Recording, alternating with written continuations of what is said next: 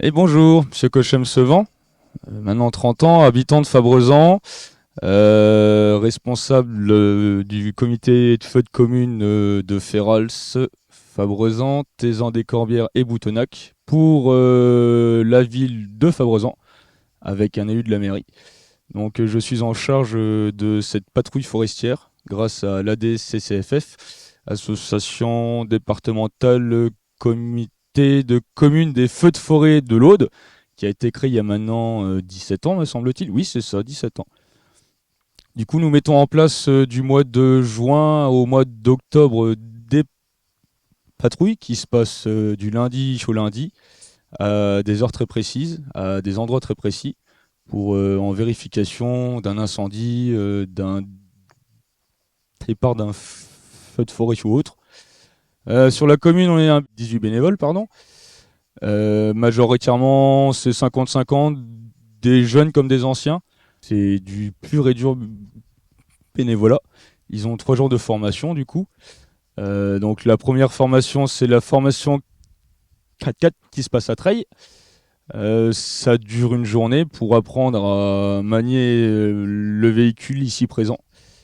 On a 500 litres d'eau derrière, donc la conduite de votre propre véhicule et de celle-là, ça n'a rien à voir. Donc pour apprendre, pour bien le prendre en main. Ensuite, on a une deuxième formation, c'est la formation radio.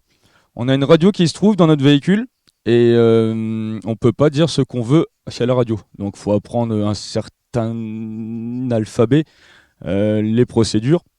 Quand on a un feu, on doit dire si on voit des lignes électriques, si machin, on doit se dire on est au moins à 500 mètres, donc ils nous apprennent ça, ils nous apprennent à lire les cartes, pour ceux qui savent pas lire des cartes.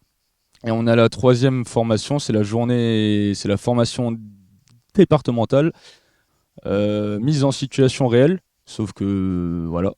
Et du coup, ils nous lâchent dans la Pinède. On est à chaque fois 2. Je vais vous présenter après mon collègue qui patrouille avec moi, qui se cache, qui vérifie d'ailleurs. Et du coup, ils nous lâchent dans la Pinède et on doit savoir rouler, faire les messages à la radio et savoir éteindre un feu. Parce que c'est pas si facile que ça, comme on dirait.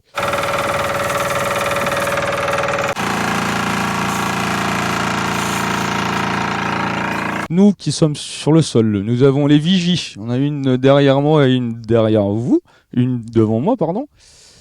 C'est elles qui sont en fait, qui sont nos yeux.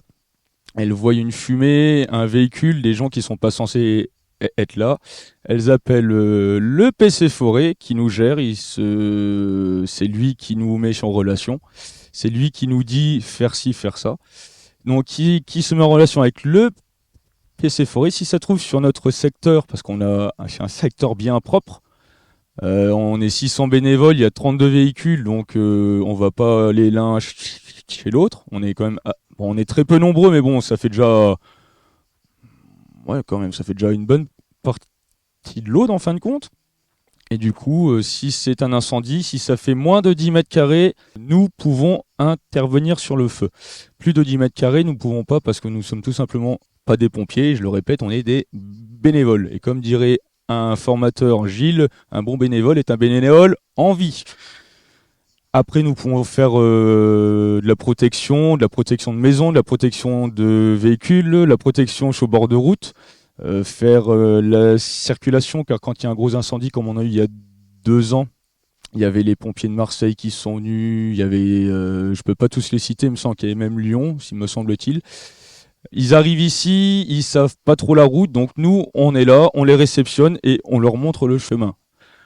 Et généralement, ça se passe bien. Bon, pour là, cette année, c'est calme. Sur la région, sur le secteur, c'est un peu calme. Les randonneurs aussi.